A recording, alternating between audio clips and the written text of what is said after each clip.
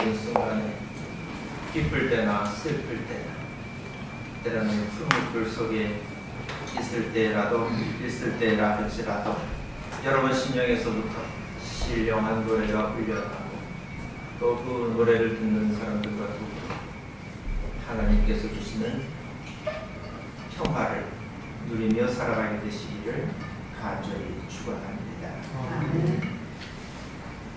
최근에 읽은 소설의 한 장면에서 이런 대화가 오갑니다. 배경이 아마 몇 년 전 상황인 것 같은데, 보육원에서 아이가 자라나서 이제 18세가 되고 성인이 되면은 그곳을 떠나야 됩니다.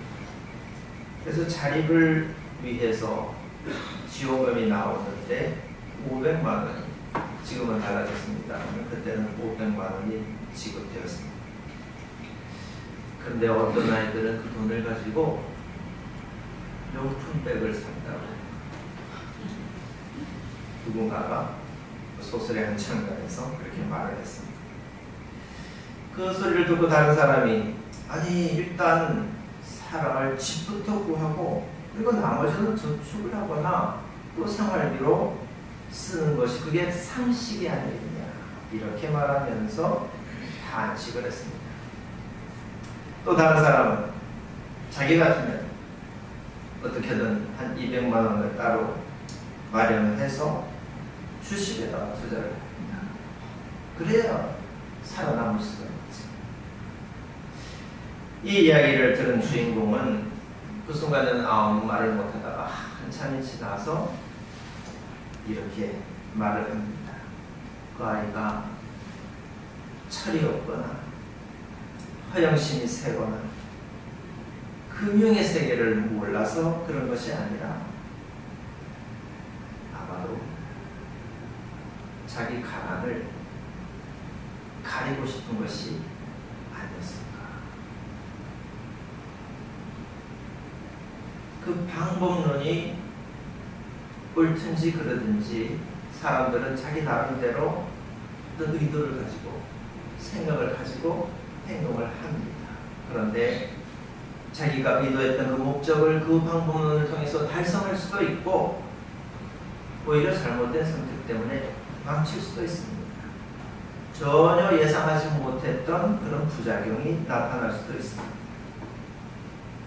그런 일들을 행할 때에 어떤 사람은 분명한 자의식을 가지고 또 자기의 굳건한 의지를 가지고 행동하는 사람들도 있는가 하면, 또 어떤 사람은 무의식에 떠밀려서 자기도 모르게 그런 행동을 하기도 합니다.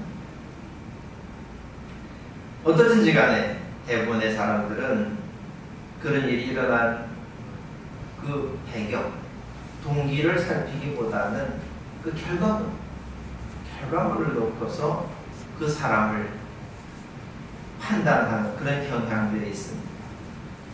이 소설의 주인공처럼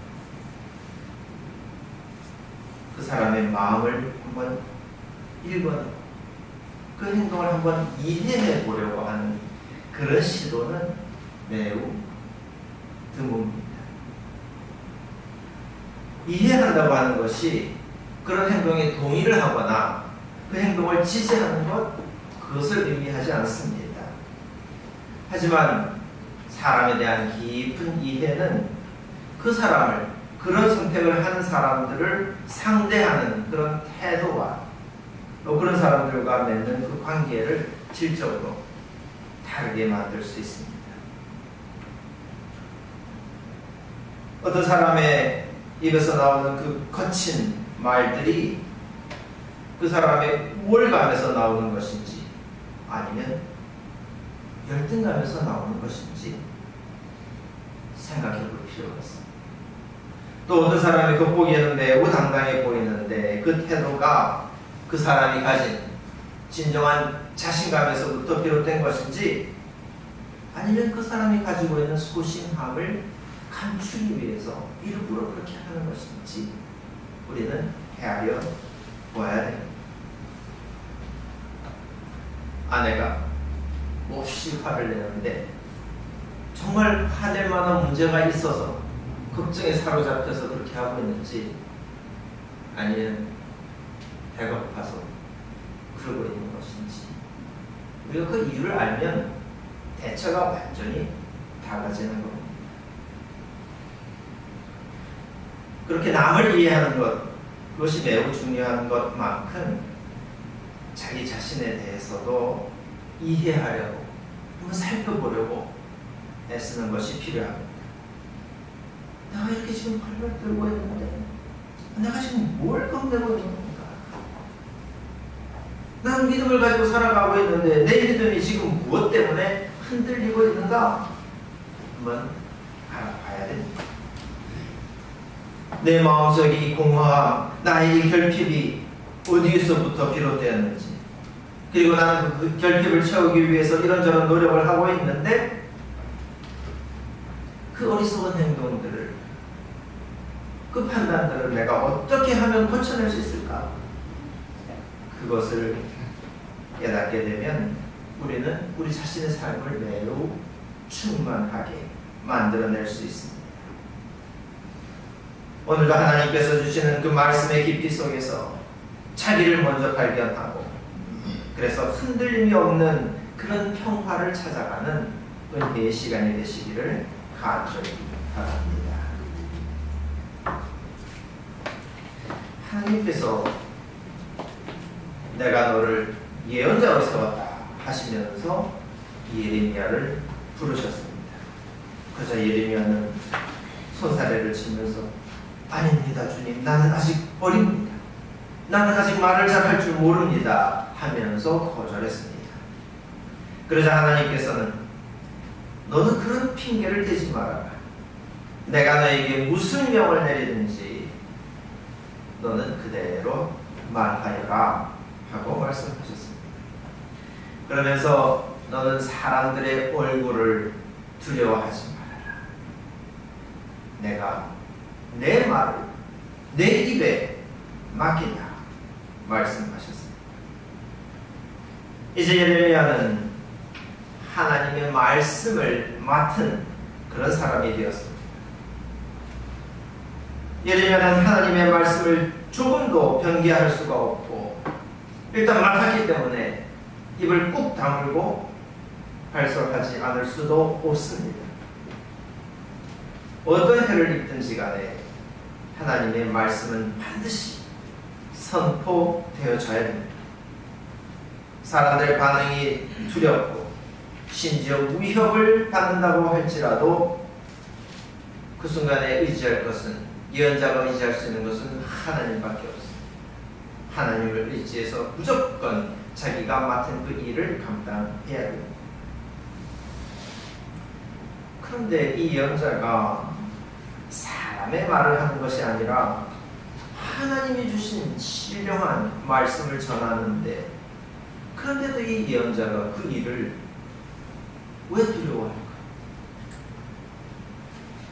그것은 하나님께서 맡겨주신 그 말씀이 그저 우리 귀에 듣기 좋은 그런 말씀이 아니라 나라들을 뽑으며 허물며 멸망시키고 파괴하며 또 새로 세우며 심겠다고 하시는 그런 하나님의 계획이 깃든 말씀이기 때문입니다.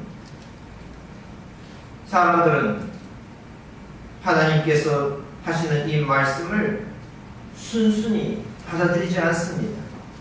예언자의 입을 억지로 막아서라도 이 말씀을 듣지 않으려고 합니다.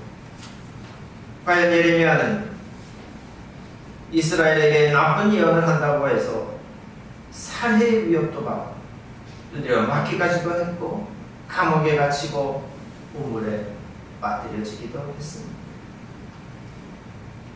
예언자가 이런 모진 박해를 받았음에도 불구하고 그 말씀을 감추거나 그 말씀을 변개해서 사람들 듣기에 좋도록 그렇게 할 수 없었던 것은, 사람들의 그 박해도 힘들지만 그러나 더 두려운 것은 하나님의 말씀이 너무나도 지엄하기 때문에, 하나님이 더 두렵기 때문에 예레미야는 자기 일을 피할 수가 없었던 것입니다. 이것은 몸은 죽일지라도 영혼은 죽이지 못하는 일을 두려워하지 말고 영혼도 몸도 둘 다 지옥에 던져서 멸망시킬 수 있는 분을 두려워하라.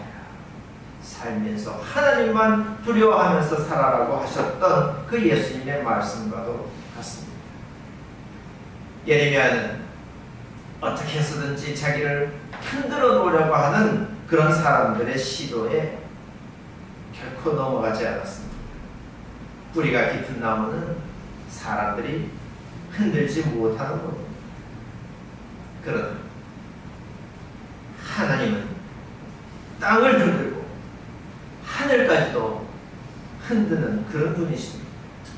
그런 주님께서 일어나셔서 땅과 하늘을 흔드실 때에 그 일을 견딜 수 있는 사람은 아무도 없는 것.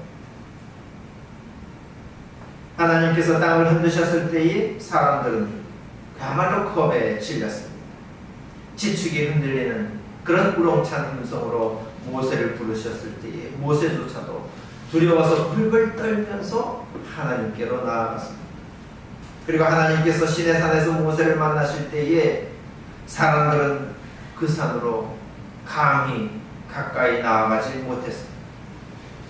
하나님의 그 음성을 듣기만 해도 죽을 것만 같았기 때문이었습니다.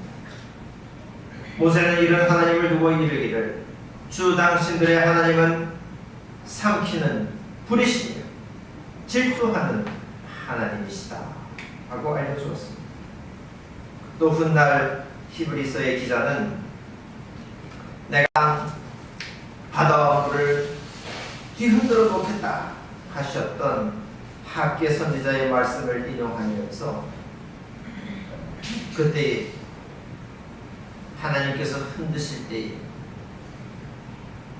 굳건히 버티지 못하고 흔들리는 그 모든 것들을 없애버리실 것이다 하고 알려주었습니다. 곧 예수님께서 알려주신 하나님의 새 언약에 깊이 뿌리를 내리지 못한 사람, 그래서 세상 사람들의 말에 이게 흔들리고 저리 흔들리고 하는 그런 사람은 오히려 하나님이 흔드시고 하나님의 불에 삼킴을 당하고 말 것이다 하는 뜻입니다. 예수님께서 알려주신 하나님의 새 언약은 땅을 뒤흔드는 그런 무시무시한 율법의 세상이 아닙니다. 계명 하나하나를 지켰는지 못 지켰는지 그것에 따라서 정죄하고 심판하는 그런 두려운 나라가 아닙니다. 예수님께서 자기 피로 길을 내어주신 그 하나님의 새 나라는 이런 세상 일들로, 율법적인 일들로 흔들리는 나라가 아닙니다. 누구든지 용서받고 누구든지 사랑받을 수 있는 그런 나라입니다. 두려워서 떠는 나라가 아니라 그곳에 들어가게 되면 안심하고 하나님이 주시는 선물로 주시는 그 평화를 마음껏 누리는 그런 나라입니다. 예수님께서는 바로 그런 나라를 사람들 앞에 펼쳐 보여주셨고 그와 같은 흔들리지 않는 나라, 사랑의 나라, 평화의 나라로 들어오라 초대하셨던 것입니다. 예수님께서 회당에서 가르치고 계실 때에 마침 그곳에 18년 동안이나 병마에 시달려서 허리가 완전히 굽어버리고 그래서 몸을 펼 수가 없는 그런 여인이 있었습니다. 사람들은 아무도 이 여인의 존재를 인식하지를 못했습니다. 그런 사람이 있는지 없는지 왔는지 안 왔는지. 이 여인 자신도 그 귀한 자리에서 자기를 드러내고 내가 예수님께로부터 부침을 받아야지 이런 생각도 하지 못했습니다. 그런데 예수님께서 그 여인을 보시고 먼저 가까이 부르셨습니다. 그런 다음에 여자야 너는 병에서 풀려났다 말씀하시면서 친히 손을 얹어서 고쳐주셨습니다. 여자는 곧 허리를 펴고 하나님께 영광을 돌렸습니다. 이 아름다운 일이 일어났는데, 그런데 바로 그 다음에 곧장 문제가 생겼습니다. 그날이 바로 안식일이었기 때문에 회당장은 예수님께서 안식일에 금지된 일을 하셨다, 이렇게 생각을 했습니다. 그래서 회당장은 우리를 향해서 이 일을 해야 할 날이 일주일 가운데 엿새나 있는데 그 엿새 가운데 언제든지 와서 고침을 받으시. 그러나 오늘은 안식일에는 그렇게 하지 마시오 하고 소리를 쳤습니다. 이 말을 들으면 일견 매우 합당해 보입니다. 아니, 이 여인이 18년 동안이나 알았으면 앞으로 몇 년을 더 앓는다고 했습니다. 당장 죽을 병도 아니고 또 안식일이 아니어도 얼마든지 치료할 수가 있습니다. 그런데 왜 굳이 이 안식일이어야 했을까? 그럴 수가 있는데 이런 고민도 생깁니다. 그러나 보십시오.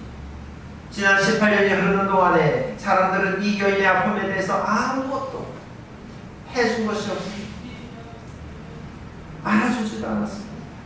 그녀의 아픔은 사람들의 관심거리가 전혀 아니었습니다.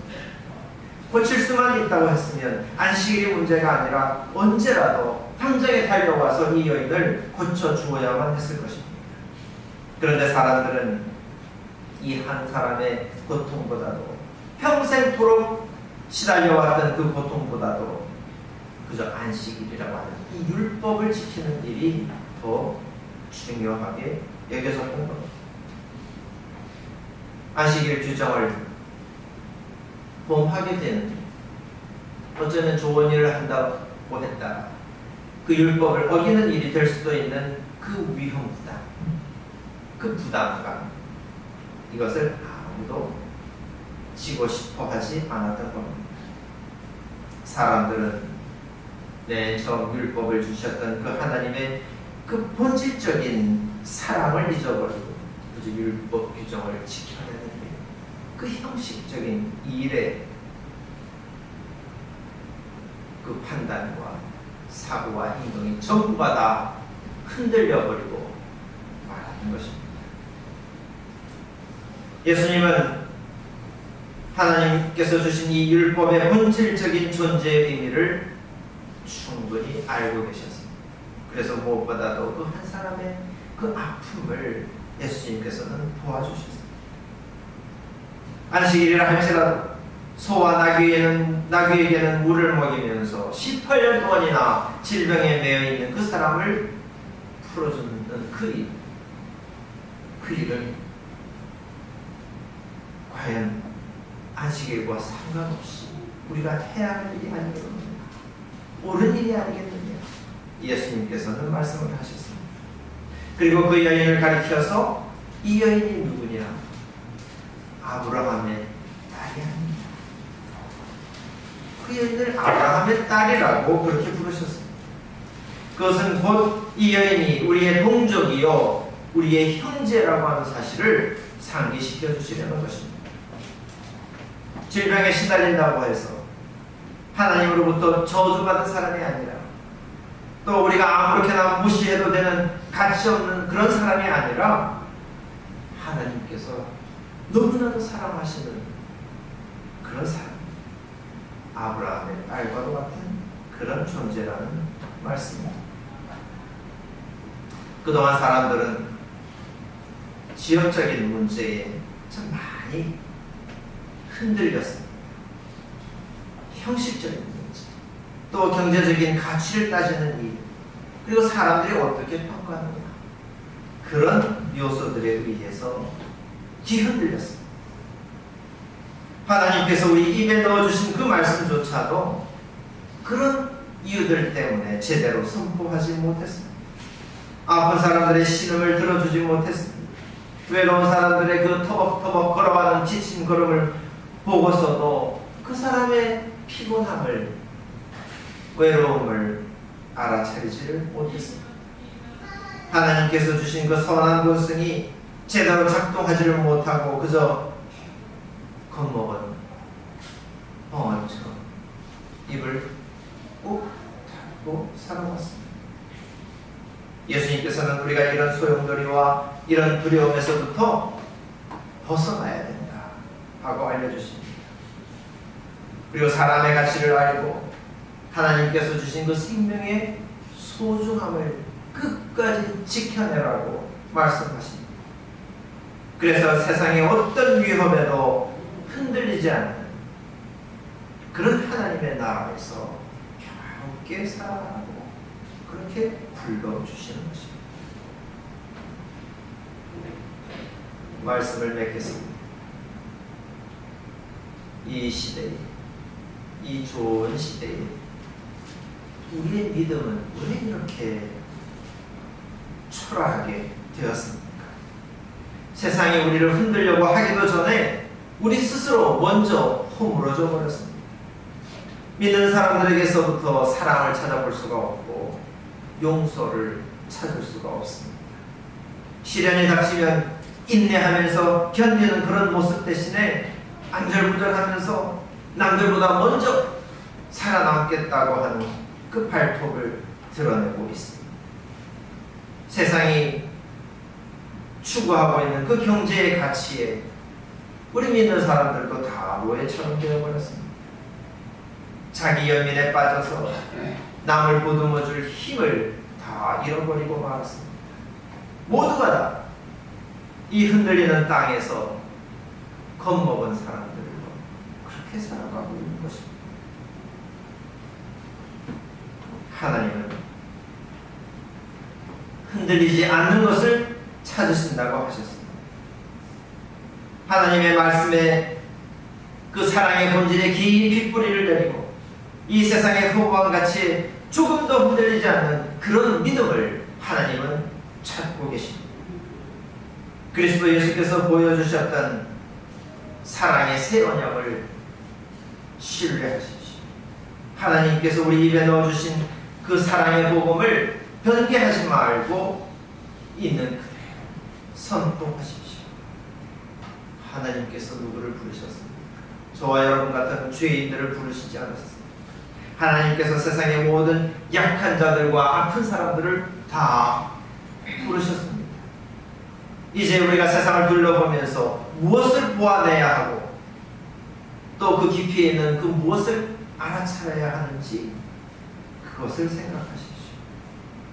그래서 우리가 그런 세상 사람들과 더불어서 어떤 사랑을 나누면서 살아야 하는지 그것을 우리가 고민해야 하겠습니다. 흔들리지 않는 나라는 십자가의 사랑이 든든하게 지탱하고 있는 그런 나라입니다.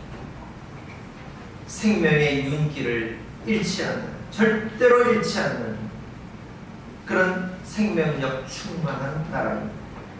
그 안에는 사랑의 시선이 있고 호영의 절제가 있는 참 평화로운 세상입니다. 그러므로 우리를 흔들어 놓으려고 하는 이 악하고 어리석은 세상의 가치에 흔들리지 마십시오. 겁먹지 마십시오. 그런 것들은 얼마 지나지 않아 흔적도 없이 사라지고 말 것들입니다. 마지막 날 그날에 하나님께서 땅을 흔드시고 하늘까지 흔드시면서 모든 것을 다 불태우실 때에 이 세상의 모든 허무한 것들은 다 소멸할지라도 여러분 하나님의 그 흔들리지 않는 나라에서 영원한 생명, 영원한 평화를 누리며 살아가시기를 주님의 이름으로 축원합니다. 기도하겠습니다. 자비로우신 하나님, 우리를 흔들리지 않는 나라로 불러주시어서 세상의 헛된 가치에 전도되지 아니하고 끝까지 하나님 나라를 바라보면서 흔들림 없이 살아가게 하여 주시는 것을 감사드립니다. 주님께서는 사랑의 새 언약을 맺어주시어서 우리가 살면서 무엇을 바라보아야 하고 또 무엇을 알아차려서 어떤 사랑으로 서로를 보듬어 안으며 살아야 하는지를 똑똑히 알려주셨습니다. 주님이시여 우리 심령 가운데에 그리스도의 그 십자가 사랑이 충만하게 채워져서 이 땅을 흔들리지 않는 나라로 변화시키고 하나님께서 주시는 그 선물을 세상 모든 사람들과 함께 나누며 살아가는 우리 믿음의 사람들이 다 되도록 인도하여 주시옵소서. 예수 그리스도 이름으로 기도하옵나이다. 아멘. 사도신경으로 우리의 신앙을 고백하겠습니다. 전능하사 천지를 만드신 하나님 아버지를 내가 믿사오며 그 외아들 우리 주 예수 그리스도를 믿사오니 이는 성령으로 잉태하사 동정녀 마리아에게 나시고 본디오 빌라도에게 고난을 받으사 십자가에 못 박혀 죽으시고 장사한 지 사흘 만에 죽은 자 가운데서 다시 살아나시며 하늘에 오르사 전능하신 하나님 우편에 앉아 계시다가 저리로서 산자와 죽은 자를 심판하러 오시리라. 성령을 믿사오며 거룩한 공회와 성도가 서로 교통하는 것과 죄를 사하여 주시는 것과 몸이 다시 사는 것과 영원히 사는 것을 믿사옵나이다.